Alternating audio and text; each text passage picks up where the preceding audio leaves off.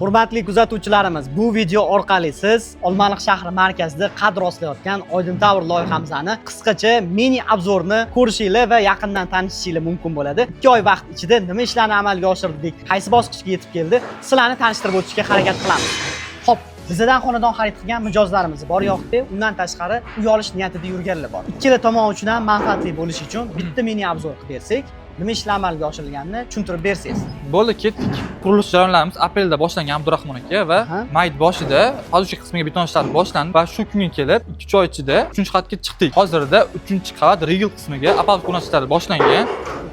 Barcha qurilish materiallarimiz, armatura, taxtalarimiz, stoykalarimiz o'z vaqtida kelib turibdi. Hamma narsalarimiz yetarli. Xudo xohlasa 3-qavat rigel qismidan beton ishlarni olib borib, xudo xohlasa keyingi bosqichga o'tamiz. Va undan tashqari o'sha kranlarimiz, boshqa texnikalarimiz ham ishlab turibdi. Hammasi joy-joyida. Va mana shu 2 oy vaqt mobaynida, ya'ni qisqa fursat ichida uje 3-qavat ko'tarish ishlari boshlanyapti. To'g'ri tushunganmiz. Xudo xohlasa shunday.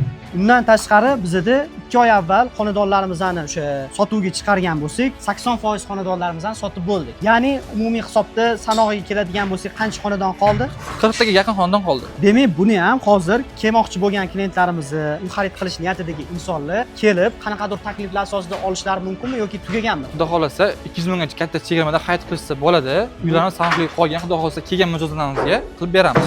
Demak, sotuv ochilganiga qisqa fursat bo'lishiga qaramasdan, deyarli 80% xonadonlar sotib bo'lindi. Bu juda ham zo'r ko'rsatkich menimcha, Olmaliq shahri uchun simbolik. Va undan tashqari qurilish jarayonlari ham mana bu yerda ko'rib turganingizdek, allaqachon bu birinchi qavatda turibmiz, yuqori qavatimizda ikkinchi qavat va uchinchi qavat ko'tarilishlari boshlangan. Agarda siz ham Olmaliq shahrining markazidan, Oydin Tower loyihasidan, qurilishlari mana shunaqa jadallik bilan amalga oshirilayotgan loyihadan uy olishni niyat qilib yurgan bo'lsangiz, unda izohlarda plus belgisini qoldiring, siz bilan o'zimiz bog'lanamiz. Videoyimiz foydali bo'lgan bo'lsa, Olmaliq shahri markazidan uy olmoqchi bo'lgan yaqinlaringizga videoni ulashib qo'ying va videoga bitta like bosib qo'yishni unutmang.